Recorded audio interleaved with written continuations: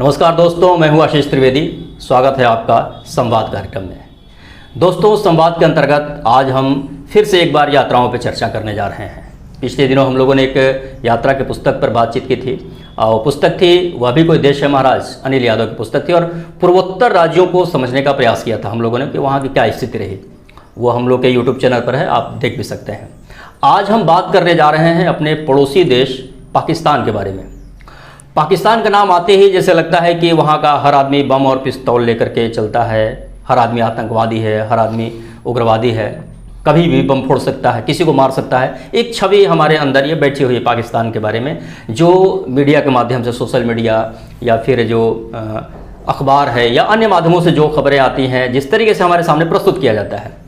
तो इन विषयों पर, उन चीज़ों के बारे में कि आखिर पाकिस्तान की स्थिति क्या है, उसको हम कैसे जानेंगे कि वहाँ की वस्तु स्थिति क्या है, इन सारी चीज़ों पर केंद्रित करते हुए आज हम बात करने जा रहे हैं। और हमारे सामने एक पुस्तक है, पाकिस्तान का मतलब क्या, असगर वजाहत की पुस्तक है और इस पर हम लोग बात करेंगे। और बातचीत करने के लिए हमारे बीच में विशेष मेहमान हैं रामजी तिवारी जी। नमस्ते। आप जानते हैं कवि हैं, समीक्षक हैं और यात्राओं पे काफ़ी अच्छा काम है आपका, बहुत अध्ययन है उस पर। तो आज हम बात करने जा रहे हैं, असगर वजाहत की पुस्तक है पाकिस्तान का मतलब क्या। ये रही पुस्तक। असगर वजाहत फतेहपुर के रहने वाले हैं और उन्होंने बहुत सारी पुस्तकों की रचना की है, कई किताबें उनकी प्रकाशित हैं। यात्रा वृत्तांत है, उपन्यास है और नुक्कड़ नाटक है और नाटक है। बहुत अच्छा काम किया है उन्होंने। कुछ पुस्तकों का नाम मैं लेना चाहूँगा। एक उनकी पुस्तक है चलते तो अच्छा था, बिल्कुल, और पाकिस्तान का मतलब क्या, जिस पर हम लोग बातचीत करेंगे। और 2 कदम पीछे, यात्राओं पर ही है। जो उपन्यास महत्वपूर्ण उनके, 7 आसमान, कैसी आग लगाई और धरा अंकुराई। और नाटक जो बहुत ही महत्वपूर्ण है, जिस लाहौर ने देखा वो जन्माइश नहीं, और गांधी @ गोडसे, ये है। और एक सबसे सस्ता गोश्त, ये नुक्कड़ नाटक, हजारों प्रस्तुतियाँ इसकी हुई है पूरे देश भर में। और इस पे थोड़ा सा जिक्र हम लोग बीच में करेंगे, इस पुस्तक पे भी, जिस लाहौर नहीं देखा पे भी हम लोग बातचीत कर लेंगे जरूर। लेकिन अभी हम लोग बात करने जा रहे हैं इस पुस्तक पे, पाकिस्तान का मतलब क्या।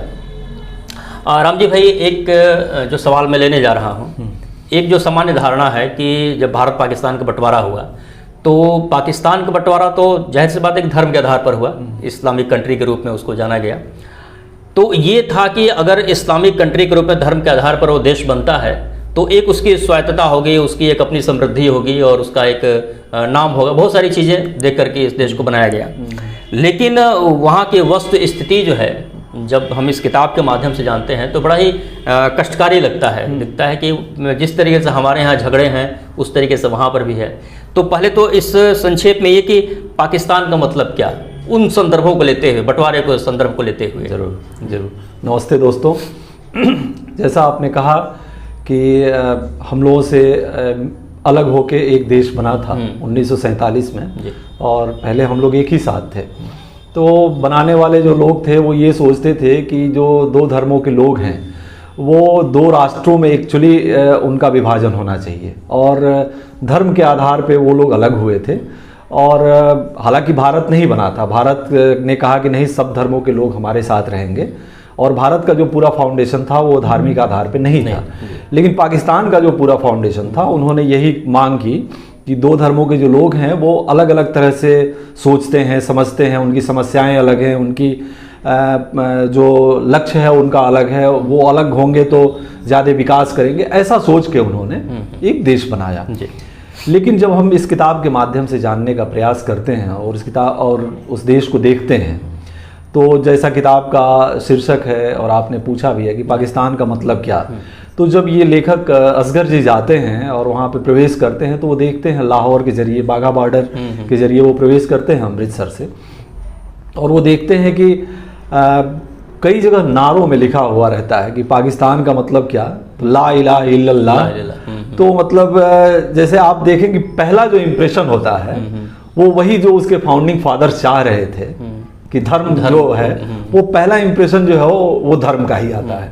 और वो कहते हैं कि जहाँ भी जाते हैं तो पोस्टर लिखा रहता है, लोग अपने घरों पे खुदवाए रहते हैं, लोग सार्वजनिक स्थानों पे लिखा रहता है।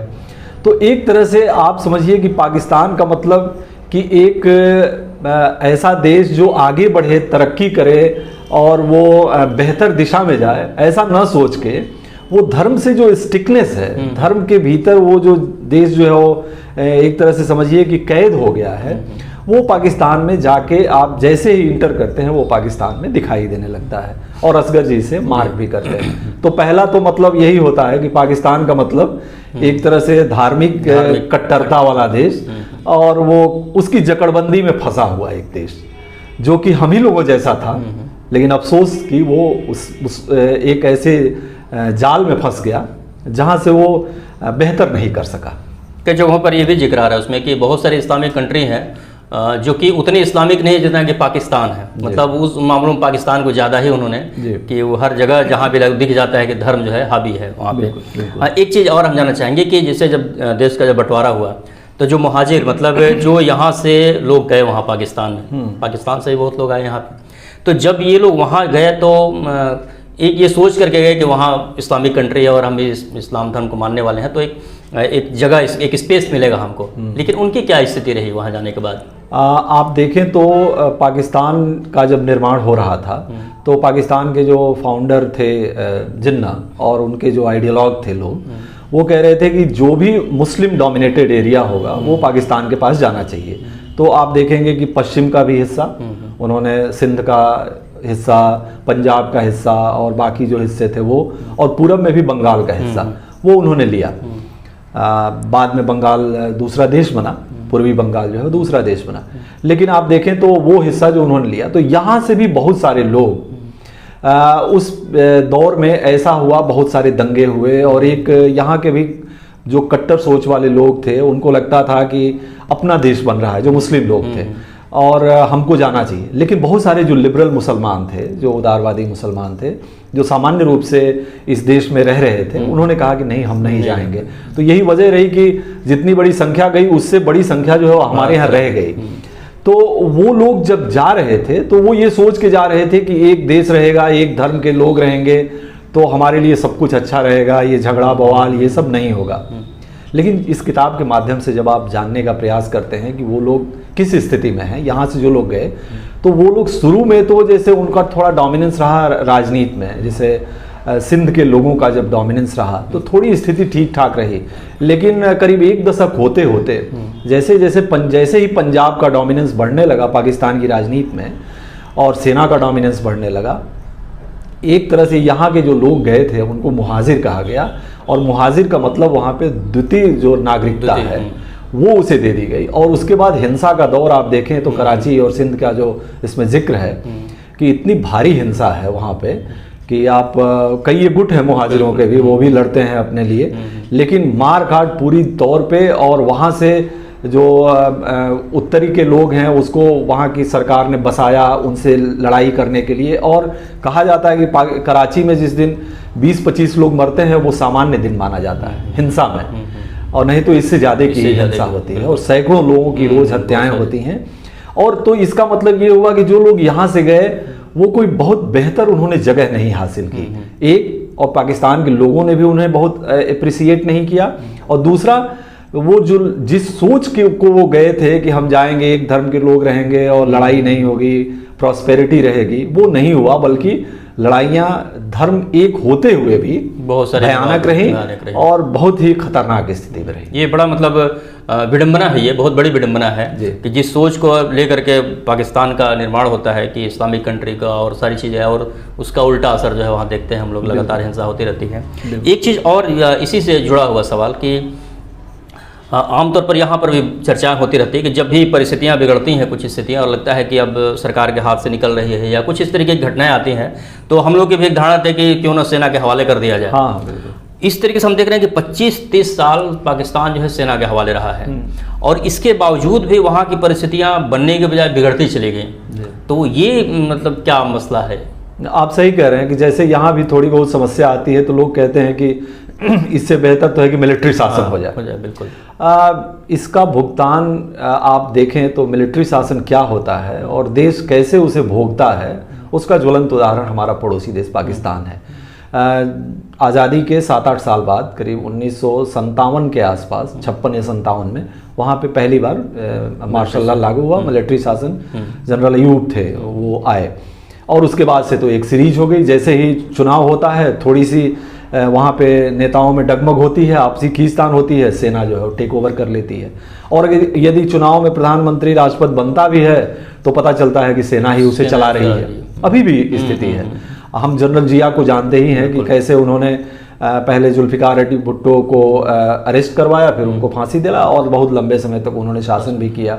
मुशर्रफ का शासन हमने देखा और तमाम एक पूरी सीरीज रही, जैसा आपने कहा 25-30 साल सेना रही। उसका नुकसान क्या हुआ? नुकसान उसका दो तरफा हुआ। एक तो ये हुआ कि जो लोकतांत्रिक परंपराएं होती हैं उससे क्या होता है कि एक देश का जो है वो स्वतः विकास होता है, उसके बाद समाज का विकास होता है लोकतांत्रिक परंपराओं से। दूसरा चीज़ क्या होता है कि अगर आप लोकतंत्र में कुछ सरकार अच्छा नहीं कर रही है तो आप अपनी बात रख सकते हैं। सेना में क्या होता है कि जैसे ही आप बात करने लगते हैं वहाँ से दबाव आ जाता है और आपको गायब कर दिया जाता है। उसमें जिक्र है किताब में कि बहुत सारे लोग जो है वो गायब हो जाते हैं और पता ही नहीं चलता, और 1 महीने बाद 15 दिन बाद उनकी लाश मिलती है। तो एक और जिक्र है उसमें सेना का कि सेना में कैसे करप्शन आया है।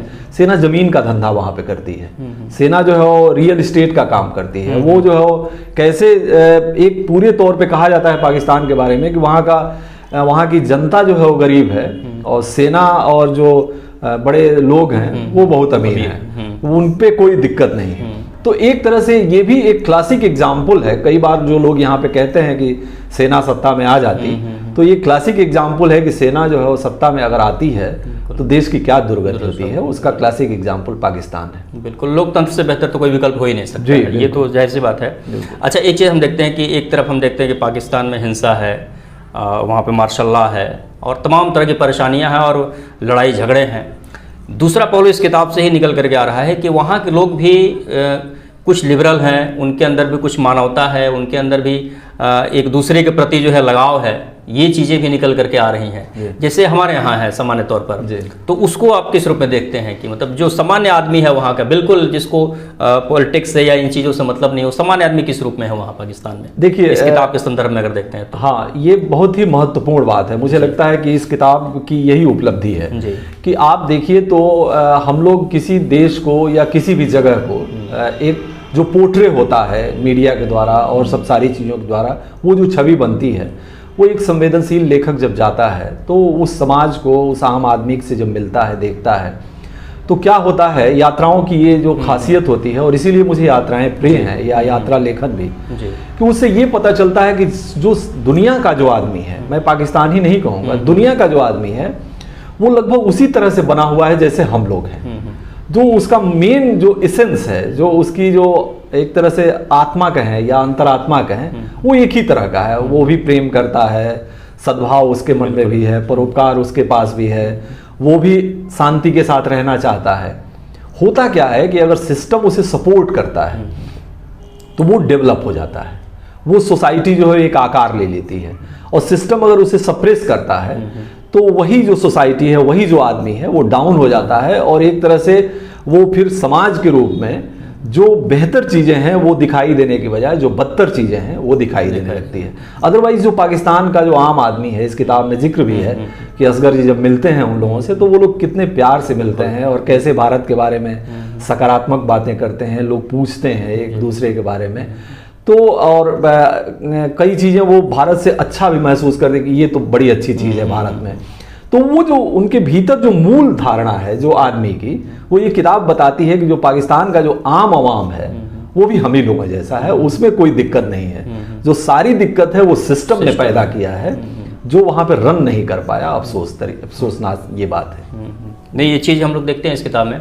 और ये भी कि जिस तरीके से साहित्य कला संस्कृति से हम जुड़े हुए हैं, वहाँ पर भी साहित्य कला संस्कृति उसी रूप में जो है, और कहीं कहीं तो उससे बेहतर नज़र आता है। वो एक जगह जिक्र करते हैं कि जब फैज़ की जन्म शताब्दी समारोह मनाया जा रहा है जिसमें वो गए हुए हैं, तो वहाँ लोग समारोह में 1,000 रुपये के टिकट लेकर के आ रहे हैं देखने के लिए, और एक बेहतरीन आयोजन होता है वहाँ पे।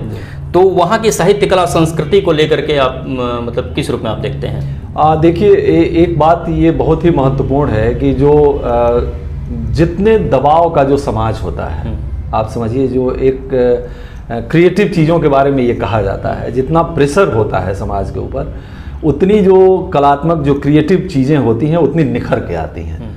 पाकिस्तान इस बात का भी गवाही देता है कि आप देखें तो आप उर्दू जो शायरी है, हम लोग तो बहुत सारे शायरों को और बहुत सारे लोगों को ये जानते भी नहीं हैं या जानना भी नहीं चाहते कि वो पाकिस्तान के हैं। बिल्कुल। जैसे आप फैज़ को देखिए तो हम लोगों को तो फैज़ लगते हैं कि अपने ही हैं, हमेशा कोट करते रहते हैं। अहमद फराज अपने हैं जो गायक हैं, आप नुसरत फ़तेह अली खान तो एकदम अपने लगते हैं, या इकबाल बानो हैं, या गुलाम अली हैं, या मेहदी हसन हैं। तो आप समझिए कि एक जो पूरी जो इस तरह की जो क्रिएटिव चीज़ें हैं वो पाकिस्तान में उसकी जो जड़ें हैं और उसकी जो स्थिति है वो बहुत अच्छी है। दुर्भाग्य क्या होता है और अंतर कहाँ पे आया कि जो लोकतंत्र होता है उसमें इन सब चीज़ों को विकास का मौका मिलता है, और जो ऑटोक्रेसी होती है, जो अधिनायकवाद देश होते हैं, वहाँ पे उनको बल्कि सप्रेस किया जाता है, उनको जो है पीछे खींचा जाता है, उन पे तमाम तरह की बंदिशें लगाई जाती हैं। आप बड़ा मशहूर किस्सा है फैज़ के साथ जो क्या हुआ, उनके कैसे उन्हें जेल में कितना लंबा समय गुजारना पड़ा, और हबीब जालिब की जो नज़्म है वो जो फेमस, तो वो उनके साथ भी वैसा ही हुआ कि उस पर प्रतिबंध लगा दिया गया, लेकिन जैसे वो पढ़ते थे तो आवाम जो एकदम झूमने लगती थी। तो इस तरह से बहुत बेहतर माने स्थिति है वहाँ पे भी, कला और संस्कृति और इन सब सारी चीज़ों को। दुर्भाग्य क्या है कि उसे पनपने का, उस तरह से आगे आने का अवसर नहीं मिला, और वो एक सांस्थानिक जो सपोर्ट होना चाहिए वो नहीं मिला, और इस कारण से वो दिखाई नहीं देती। और दिखाई से मतलब कि वो उस तरह से उसका सोसाइटी पे प्रभाव दिखाई नहीं देता। वो आती है और वो अपने तय निकल के सामने ज़रूर आती है, पर ऑन द होल जो उसका प्रभाव समाज पे आना चाहिए वो दिखाई नहीं देता, क्योंकि सिस्टम उसको सपोर्ट विस्तार उस तरीके से नहीं मिल पाता है। और उसी संदर्भ में एक चीज़ और हम देखते हैं कि जो पत्रकारिता का स्तर है वहाँ पे और तमाम चीज़ें, एक जगह जिक्र है कि वहाँ के जो अखबार, जैसे हमारे यहाँ जो अखबार मिलते हैं 5 रुपये 6 रुपये में अखबार मिल जाते हैं, और इसमें जिक्र है कि वहाँ पर 25 रुपये 30 रुपये का अखबार मिलते हैं। तो ये जो बड़ा गैप है सिस्टम में, वहाँ की पत्रकारिता को किस रूप में आप देखते हैं? आप पत्रकारिता समझिए कि एक मैं जिक्र कर दूं कि मुशर्रफ आए थे 2001 में भारत, और आगरा में उनकी वाजपेयी जी के साथ शिखर वार्ता हुई थी। उस शिखर वार्ता में भारत के पत्रकारों ने मुशर्रफ ने एक भारतीय पत्रकारों के साथ और टेलीविज़न पत्रकारों के साथ एक संवाददाता सम्मेलन किया, और उस संवाददाता सम्मेलन में जो भारतीय टेलीविज़न पत्रकार जो पूछने गए थे वो बिना तैयारी के गए थे, और मुशर्रफ ने एकदम धो दिया और उसे लाइव उसने टेलीकास्ट करवाया था। वो जानता था कि इन लोगों का IQ जो लेवल है वो बड़ा ख़राब है, खास करके टेलीविज़न पत्रकारिता का, और उसने जो है उसको लाइव करवाया, और अपने देश में उसने काफ़ी पॉपुलैरिटी गेन की। कश्मीर का मुद्दा उसने पूरी तौर पे उठाया था, और भारतीय पत्रकार काउंटर नहीं कर पाए उसको। जब वो शो ख़त्म हुआ तो एक पत्रकार हैं वहाँ पे BBC के एहतसामुल हक, उन्होंने लिखा था कि मुशर्रफ जो है वो पाकिस्तान के अपने पत्रकारों का कभी सामना नहीं कर पाता, और ये जो है कैसी पत्रकारिता है भारत की कि वो गया और एकदम जो है विजयी रूप में अपने आप को प्रस्तुत कर रहा है। तो खास करके जो टेलीविज़न पत्रकारिता है, मैं भारत की, उस पर भी वो एक कमेंट था। अफसोस कि अगर प्रिंट की पत्रकारिता होती तो शायद ऐसा मुशर्रफ नहीं कर पाते। तो जो प्रिंट की पत्रकारिता है वहाँ पे, और ख़ास करके जो अंग्रेजी पत्रकारिता है, बहुत अच्छे अच्छे पत्रकार हैं और बहुत बेहतर तरीके से उनका काम है, और दुनिया में जो एक काम होना चाहिए किसी भी मुल्क में वो कर रहे हैं। दुर्भाग्य से क्या है कि आप जानते हैं अखबारों में कि जो विज्ञापन है वो अखबारों की कीमत को कम करते हैं। वही चूँकि वहाँ पे जो समाज है और जिस तरह से औद्योग धंधे हैं वो उस तरह से विकास उनका नहीं हुआ है, इस तरह से, इसलिए उनको जो सपोर्ट मिलना चाहिए अखबारों को वो नहीं मिल पाता है, और इसलिए अखबार जो है वो काफ़ी महंगे हैं वहाँ पे। लेकिन पत्रकारिता वहाँ की काफ़ी अच्छी है, खास करके जो अंग्रेजी पत्रकारिता है वो बहुत ही अच्छी है। विकास के तो उन्होंने जिक्र किया है कि रेलवे की जो स्थिति है वहाँ की, हाँ बिल्कुल, कि मतलब फर्स्ट क्लास के डिब्बों की भी स्थिति, या इंडिया के थर्ड क्लास के उसमें जिक्र आता है कि वो सारा बेच दिया उन्होंने। हाँ, सब कुछ उन्होंने बेच दिया। तो बेचने की प्रक्रिया तो खैर यहाँ भी वैसे चल रही है। तो भारत पाकिस्तान का जो मसला है, दोस्तों बहुत सारी चीज़ें हैं जिसको हम लोग ऊपरी तौर पर जानते हैं और अंदरूनी हम नहीं जा पाते। होल सोल अगर हम इस किताब को लेकर के अगर चर्चा करें एक निष्कर्ष के रूप में कि इस किताब को हम क्यों पढ़ें और इसको पढ़ करके हम क्या समझें पाकिस्तान के बारे में, एक तो ये कि जो बनी बनी धारणाएं हैं उससे बाहर निकालती है ये किताब, कि अवाम जो आम लोग हैं वो बिल्कुल हम ही लोगों जैसे हैं, पाकिस्तान बिल्कुल अपना ही है, वो अपने से अलग ही नहीं हुआ है, बिल्कुल हम लोगों जैसा है भी, अभी भी है। आप देखें तो वो दिल्ली गेट का जिक्र करते हैं, भगत सिंह कॉलेज का जिक्र करते हैं, और सो जो तमाम मंडी हाउस, बहावलपुर हाउस का उसका जिक्र करते हैं। तो वो सारा जो आप दिल्ली में देखते हैं वो लाहौर में है, अब जो अमृतसर है वो लाहौर है, और जैसे एक गुच्छ है जो समृद्धि का, वहाँ भी दिखाई देता है, एक जो सामान्य जनता जो खराब स्थिति में है वो वहाँ भी दिखाई देती है। ये किताब दो चीज़ों के लिए जरूर जानी चाहिए, पढ़ी जानी चाहिए। एक तो कि आम जनता के लिए कि वो अवाम या हम ही लोग जैसे हैं, दूसरा कि किसी देश को जब कोई देश बन रहा होता है तो उसे क्या नहीं करना चाहिए, कि कैसे वो धर्मांधता से उसे बाहर रहना चाहिए, सेना का जो हस्तक्षेप है वो कैसे प्रशासन शासन में नहीं होना चाहिए, और नेताओं को कैसे जो है वो अपनी जनता के साथ बिट्रेयल नहीं करना चाहिए। ये दो तीन चीज़ें जो है वो पाकिस्तान, ये किताब जानने का प्रयास करती है, और ये किताब बताती है कि एक कोई मुल्क जो बन रहा है तो उसे कम से कम पाकिस्तान से ये सीख लेनी चाहिए कि अगर आप धर्म को बहुत ज़्यादा इस्तेमाल करेंगे तो देश जो है वो किस रसातल में चला जाएगा। आप सेना का बहुत ज़्यादा अगर शासन प्रशासन में इस्तेमाल करेंगे तो क्या हकीकत होगी, नागरिक स्वतंत्रता कैसी रहेगी, और समाज कैसे पीछे चला जाएगा। और अगर जो सिस्टम काम नहीं करेगा तो उसी के साथ आज़ाद हुआ एक मुल्क भारत कैसे प्रोग्रेस कर लेता है, या उसी का हिस्सा बन के अलग हुआ बांग्लादेश कैसे प्रोग्रेस कर लेता है, और पाकिस्तान कैसे पीछे रह जाता है, ये किताब इस चीज़ को भी बताती है। और ये जब वो आते हैं भारत में, लौट के इस बात को कहते हैं कि ये सब चीज़ें मैं देख के आया हूँ, और ये खुशी की बात है कि मैं पाकिस्तान में नहीं हूँ, मैं अब भारत में आ गया हूँ। ये बड़ी बात है कि पाकिस्तान से लौटने के बाद ये स्टेटमेंट आया उनका। जी। तो बहुत सारी चीज़ें निकल करके सामने आई कि हर जगह हमें जैसे लोग हैं, और हर जगह कहीं कटुता भी है तो प्रेम भी है, तमाम चीज़ें हैं। और किसी चीज़ को किसी जगह के बारे में अगर जानना है तो सिर्फ हम मीडिया के माध्यम से नहीं जान सकते, या तो हम जा करके देखें, या फिर जो प्रमाणिक रूप से देख कर गए हैं उनकी बातों पर हम विश्वास करें। तो एक प्रमाणिक किताब के रूप में ये असगर वजाहत की किताब है, पाकिस्तान का मतलब क्या। इस किताब को पढ़नी चाहिए, और बहुत सारे विषयों पर हम लोगों ने पहलुओं पर बातचीत किया। बहुत बहुत धन्यवाद सर आपका कि आप आए। और दोस्तों, हमारा ये कार्यक्रम कैसा लग रहा है संवाद, आप हमें ज़रूर बताइए। अगले सप्ताह फिर मिलेंगे हम किसी विशेष विषय पर बातचीत करने के लिए। तब तक के लिए नमस्ते। नमस्ते।